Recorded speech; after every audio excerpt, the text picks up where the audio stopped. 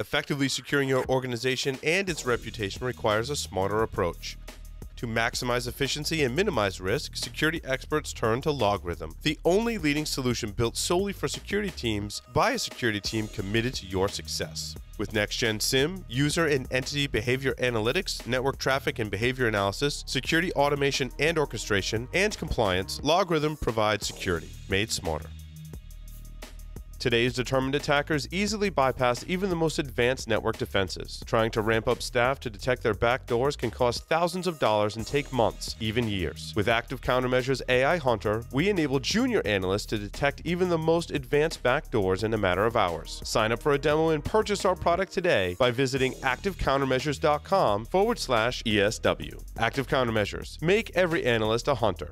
The greatest threat to businesses today isn't the outsider trying to get in. It's the people you trust, the ones who already have the keys, your employees, your contractors, and privileged users. 60% of online attacks are carried out by insiders. To stop these insider threats, you need to see what users are doing before an incident occurs. Observe It combats insider threats by detecting risk activity, investigating in minutes, effectively responding, and stopping data lost. Give it a test drive at observeit.com/Security Weekly. Welcome back, everyone, to Enterprise Security Weekly. A couple quick announcements. InfoSec World 2019, April 1st through the 3rd. The discount code for 15% off is OS19-Sec Week.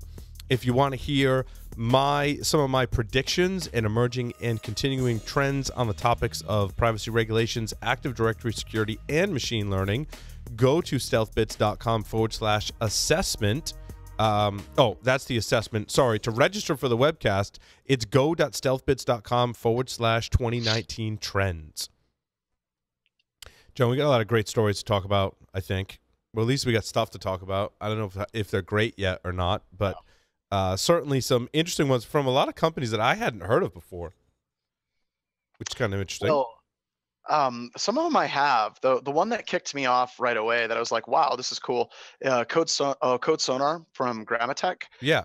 Actually integrating with Microsoft's Visual Studio. And I don't want to sound weird or anything, but didn't it do that before? I thought it did. I thought it did too. I thought most of the static analysis tools would integrate with the various IDEs. Yeah, that's kind of what I thought. But at any rate, I think that that's a good reminder for people if you're doing development and you're trying to incorporate code analysis into your development lifecycle. A lot of the vendors are moving to a purely cloud-based approach where you generate all your code, you submit it up to the cloud, and then like 24, 36 hours, they turn it around and they come back with some analysis. And that just sucks. Don't do it that way. It's expensive. It's slow. Your developers aren't going to use it. Whereas if you can actually integrate the code analysis directly in the integrated development environment, that's where it actually needs to be. So regardless of what your vendor is, whether you're using Grammatech or you're using Veracode, please look into incorporating these plugins right into the developer environment. And what I always recommend to get developers started, as if you get something that's generating too many false positives and being an annoyance, I suggest you start with linting, right? Is have your developers say, okay, when we write code, we're going to abide by these guidelines. Don't include so much security yet, but get them used to their IDE reporting, this is how I want you to structure your code, this is how I want you to write all your linting guidelines, which most development teams have. And then once they get comfortable with that, add in some of the security slowly. And I think that helps to get developers used to their editor actually reporting back suggestions for coding style and then ultimately security. Yeah, it's a workflow change. And we've noticed with a lot of the apps that we've tested recently, whenever we have massive security vulnerabilities, it's not from a junior developer, because usually a junior developer goes in and they turn on linting and they have the security plugins. They're really nervous about screwing up, so they use everything that the IDE gives them.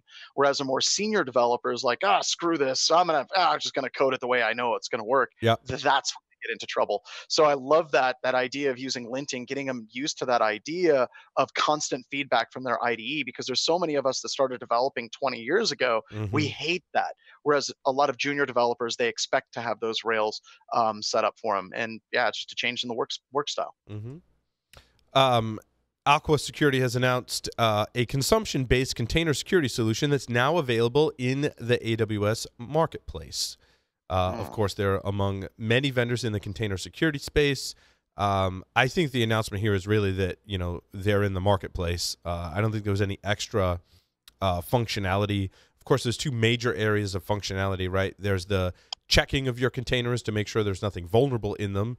And then there is the actual integration into the platform of some kind, usually Kubernetes or something like that, right? Where they're actually providing some level of detection and prevention inside of your containers as well. Well, and I'm also going to throw a big recommendation. A lot of times, whenever we see associations between companies, we're like, "Yeah, this is a company you need to look at." And I see that Securosis, Mogul's company, Mm. is they do guides and things like that with them. And I can't imagine Rich and his team working with a company that's just complete garbage. So really check them out, and that's a pretty strong endorsement that Rich and team are actually associated with that. There was another one in the container platform. StackPath. Was it StackPath? Was it Well, yeah. StackPath? Well, Yeah. StackPath is going like full serverless. Like, I mean, this article was all about like basically you're just dumping your code up Well, there, and it's what did they well, say? Without a server, virtual machine, or a container, right? well, yeah. So I mean, it's funny. You have that in Amazon. You have that in Google. I don't know if Microsoft has anything like that quite yet.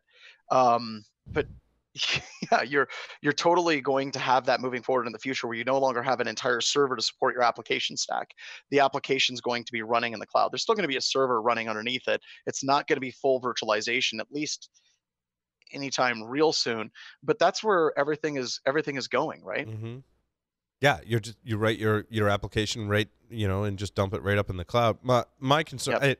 I think there's pros and cons, and we'll see how it develops. Certainly, the problem that I was mentioning before is I wrote this legacy application, and it was tied to a legacy operating system, and a legacy web server, and a legacy application server, and a legacy database. Right? If you start removing that, and my code's just running, do I need to change my code if the infrastructure changes? Like, how does No, that play out in the future?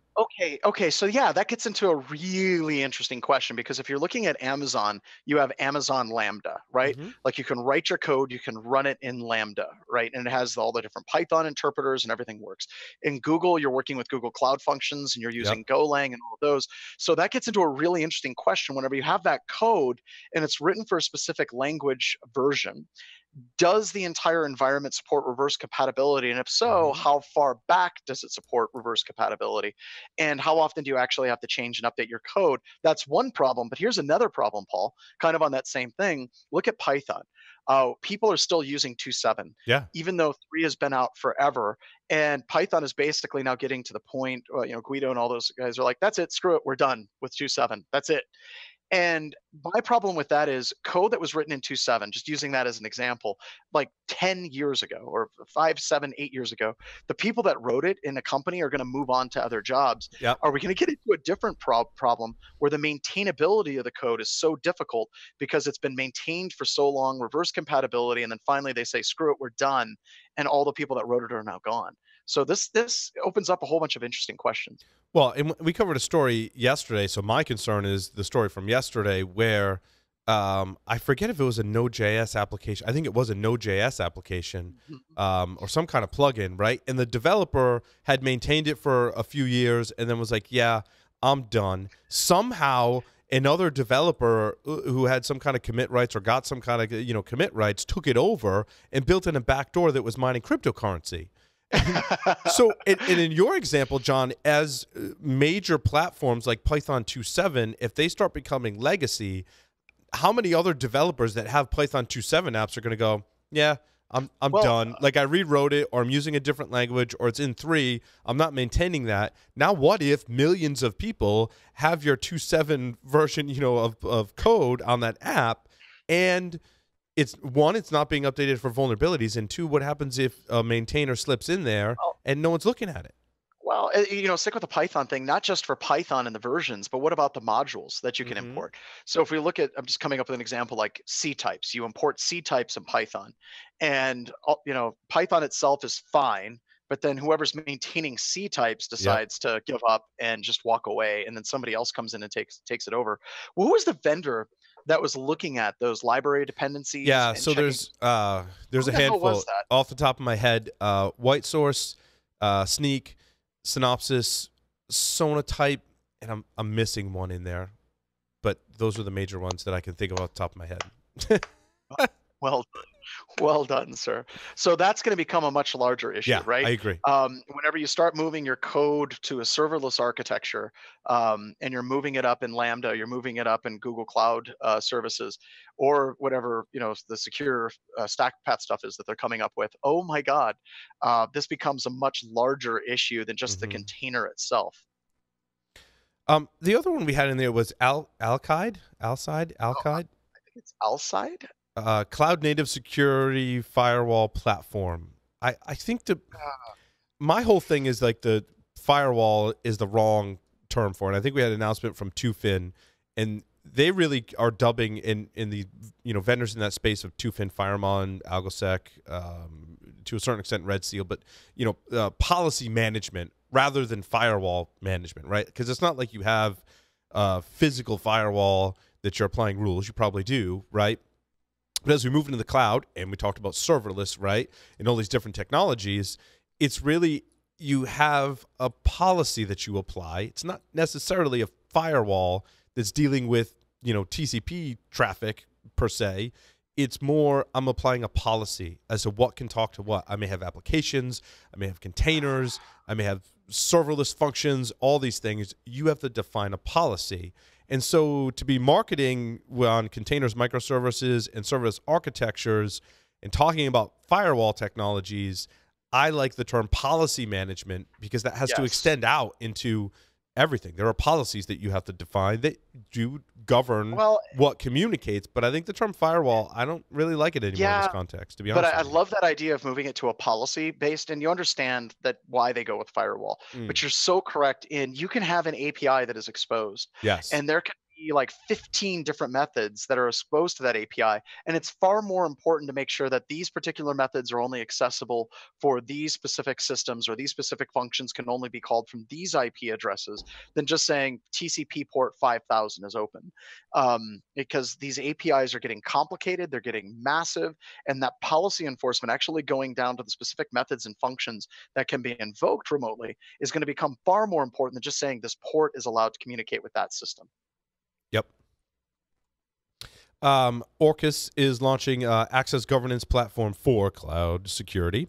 And the other thing too is, I mean, we talked about, in fact, you called this right out when we interviewed Jeremy from Microsoft, right? What native functionality do you have, and how much can we add on, and how much any of those add-ons are covered in native functionality? And these cloud security platforms, serverless platforms, container-based systems all have native configuration to govern some kind of access, right? And I think we really have to scrutinize, if we're looking at third-party vendors, is there duplication? What additional things do they provide that the platform doesn't? I mean, when you work with Docker, you can define your architecture, then you can put that out at scale by using something like Kubernetes, right, and define your policies. I think what you're after is more so the governance and visibility aspect than the actual controls are built into a lot of these platforms. And what you need to be looking for when you're shopping are the differences, right? And there are differences, right? I mean, there's certainly vendors in Active Directory that are applying functionality that just is there, but not as feature rich as what they're providing. And there's definitely benefits to that. So, well, and let's just use a dead simple example. If you want to do asset inventory, tracking dynamic link libraries, who's the top talkers on your network, you want to look at all the software that's installed in your environment. You can use Microsoft SCCM. Yep. If you hate yourself, you can absolutely do that. All those reports are there. Yeah. If you want it to be easy, you want it to be lightning fast, then you're going to go with Tanium. Yeah. So it's funny how many billions of dollars in different industries are created because Microsoft creates hooks, they create APIs, and they're like, yep, that's good enough. All you need to do is code it up in PowerShell and you're ready to rock and roll. Yeah. And then there's someone that comes in and says, here's a dashboard that makes it easy. And there's people that are willing to spend money on that. And I don't blame them at all. I think that's a great thing. Because you have to pick your battles, right? I mean, some shops may be like, nope, we're gonna do that ourselves. But We don't have enough Mhm. resources to do that other thing, so we need this third party to give us like a dashboard and have that all. It's almost like you're outsourcing some of your functionality when you pick up some of these products, and you're just really making a decision as to what you're going to keep in house and what basically you're going to outsource and use a vendor's services and products.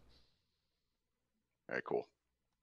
Excepto, I like that. I like that name actually. That's an awesome name. And I love this space, by the way. This is one of my favorite spaces. I want to do more with this space in 2019, but because essentially these vendors in this space, Excepto, I know SecureAuth also plays in this space, and there's a bunch of other startups as well. And I'm curious to see who's going to be like the winner in this space. Who's going to be the one that the majority of enterprises adopt because they can throw away passwords. They don't have to manage a second factor authentication hardware token if they don't want to.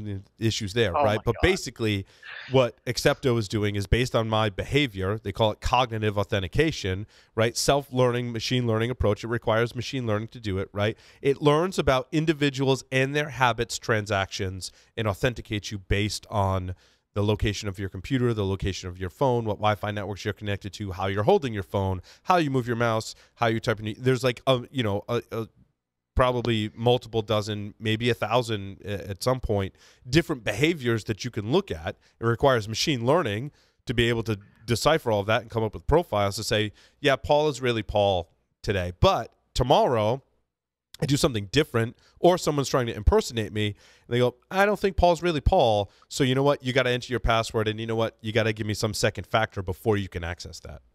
And this is so this gets back into some conversations where we had where you keep on assuming that the entire industry is going to progress and everything is going to get better, and that's not how it works. You have like 1 to 5% of the companies actually do progress, and they're actually asking questions like, okay, so passwords suck, how are we going to make it suck less? And they're trying to implement Mm-hmm. improvements, and they're a very small percentage of the Yes. industry. There should be a lot more. Now the problem I have with this, and it isn't with this product at all, this company and everything they do, looking at it is awesome. The problem I have with this is for a traditional large scale enterprise, they can enable this type of identity and access management based on behavioral analytics, based on how you hold your phone and everything that you just mentioned. That's great. But what we're finding in our test is those Mm-hmm. companies that implement that multi-factor authentication, regardless of what it is, it's usually just enabled on one component of their environment, Yep. like Outlook Web Access. And then other components that are still connected into a legacy Active Directory environment are still wide open. And when you're looking at trying to move to this, and you should be as a company, you should absolutely be looking at multi-factor. And I'm not a huge fan of a lot of the multi-factor authentication mechanisms that are out there. I like the Accepto approach. It's something very, very interesting and very cool looking. You got to be looking at multiple facets, like how many different authentication portals do you have? Mm. And can your solution support all of them? Or can you put the ones you can't support behind a VPN and make sure that it's protected from the open internet? Yeah, there's a lot of innovation. I have to go back to my notes of some briefings that I did. Sixtera's Secure Access Gateway product is something that if you're mentioning the word VPN in your meetings internally, absolutely should be looking at a product like that, because I was like, holy crap. When I was implementing a VPN at a previous job years ago, I'm like, I totally would have went with this over a traditional VPN because of all the nightmares, right? And then you think about the CASB market and dealing with that authentication, right? How do you make sure that your users aren't going off somewhere else and spinning up services and sharing documents out? How do you funnel everyone through? And I know Matt Alderman and others like have issues like, I'm going to funnel all my traffic through them. I had a great briefing with Netscope. I think their product is really solid. And definitely worth looking at in terms of getting a handle on exactly what you're talking about, John. How do we make sure that we're protecting everything, right? And not just, oh, well, when the user goes home, like we're pretty much screwed, they're going to access data and funnel it out, right? There are vendors that have better solutions. Or when people bring their personal phones in, as situation someone was in, the app that they had to install to access their email, like completely dorks their phone, locks them out in their passcode. I'm like, there's way better technology out there for that today. Yeah, but I think that the problem with that is number one, understanding what the problem is, because this is, we always have that question, what is the problem that you're trying to Yeah. solve? And I like to say, well, what problems have you solved? I don't care about what you're trying to solve. I want to know what you have solved. But the biggest problem underneath all of that is a lot of organizations don't even know that they have a goddamn problem. Yep. They don't understand multi-factor is something that they should be looking at. They don't understand, like when you're talking about firewalls, I'm talking with a vendor right now who's developing this amazing technology where you can spin up an app and it's a specific firewall that allows that app only to communicate to a specific endpoint, and it's a VPN. So it's basically an application specific VPN. You have to be granted into groups to gain access to servers. It's amazing. But they understood that they had a problem and they needed to actually go through and try and solve that problem. Hmm. So many organizations don't even know what the core problems actually are. It kind of sounds like And Bromium. Oh, well, it's yes, I would say think of it as more Bromium on a full network VPN perspective, Hmm. where you have that application VPN isolation. Yeah. And that's really cool. And they're working on it. Hopefully it comes out soon I tell you for what, everybody. I was also impressed with Bromium. Did a briefing with them in a demo. I think their tech is really solid. I think you've mentioned them before, John. Yeah, I love them. Yeah. Yeah, they're an amazing company. And there's the lead technical guy. I can't remember the dude's name. Oh, I don't An remember older who I. gentleman. He has glasses. If you get a chance to talk to him, I can't remember his name. I'll have to look up the Bromium website. Yeah. Very, very technical and super brilliant, and just a great person to communicate with. The only problem that companies have with Bromium is they take their traditional desktop architecture Hmm. and they don't understand that you have to fundamentally rewire the way that you do everything, and you have to lock things down. And like, no, we want something that magically secures everything, and we don't have to worry about anything Yeah, anymore. you have to define And policies. Going back to our previous conversation, yep, you have to define policies, certainly. yep, But the yep. benefit of that, I think, is really, really great. I think coming out of Yep. that, if you spend the Oh, it time, is. I think it's awesome. Absolutely. So the Blue Vector one. Oh Yeah, my God. Blue Vector. Um, and I'm not quite sure. This was the one I was confused about this week. I'm not sure what Blue Vector does. Is it an agent? There was a diagram on their website. They could have really awesome technology. This is one where we say they could have really awesome technology, but in researching it and prep for the show, I couldn't figure it out. Haven't done a briefing with them, so I can't speak to that. But I was kind of confused. They talk a lot about machine learning. If you go to their website, I was confused as to what I need. Is it an appliance, a gateway, a proxy, an endpoint, a log analytics engine, some combination of it all? I was confused. Say They got some patents, which is really cool. Patents are cool, but they have they say it's a next generation network intrusion detection system. That's what they recommend Mm, thinking of it as, powered by artificial intelligence, machine learning, and speculative execution. Um, hmm. so I don't know. This would be one of those vendors they should call us because their marketing is hideous. And there's a quote in this that I thought was awesome. The patent is another series of innovation we brought to the market to deliver highly scalable, real-time analysis, file-based, fileless threats. And the patent specifically highlights the ability to retain our machine learning models locally, producing defenses unique to each customer environment. Um, I there's tell you just what, some. though, Matt Toussaint, when he talked about JavaScript and like deploying that as a payload essentially on Windows systems, I was like, wow, that's really going to work. Now, this article calls it out that they're looking specifically. What did they say? Fileless malware, including detection of JavaScript, VBScript, and PowerShell. I'm like, well, there's a really cool attack I saw and a potential solution to that. So that part I did think was cool. Well, and that's one of the reasons why we're trying to move to, like, I think, honestly, if you're looking at the future of pen testing, I was talking about this with Ed at Hackfest. Mm. The future of pen testing is not Active Directory in the endpoint. I think that that's going to be important for a long time, but the future, the new endpoint is the browser. The new goal that you're going after is not DA, it's all the different services that are exposed in the cloud. And these two things are coupled, right? Because the browser is very much hooked into cloud services. So with Blue Vector being able to look into those types of malware specimens whenever you Hmm. don't have a file on a system, where you may have malware that's running inside a browser, that's really where the industry needs to start going. And unfortunately, a lot of vendors just aren't moving that way as fast as they should. Yeah. Talking about cloud management and what they call, Tufin calls network security policy orchestration, I think termed correctly. Their new tool, Iris, gives you visibility into your cloud to understand those policies, which is, again, where the shift in that particular category is, and you see a lot of announcements for that. And again, it goes back to our previous conversation. Again, here's a vendor that's helping you gain some visibility into your cloud so that you can apply controls and monitor inside, in hybrid cloud environments, essentially, which that's where that market's going, and rightfully so. They've got an announcement for it. That's all I had on that one. I think that's it. I think that's it. I think we covered all. We covered it all. That was awesome. John, thank you so much. And thank you, everyone, for listening and watching to this edition of Enterprise Security Weekly. We'll see you next time.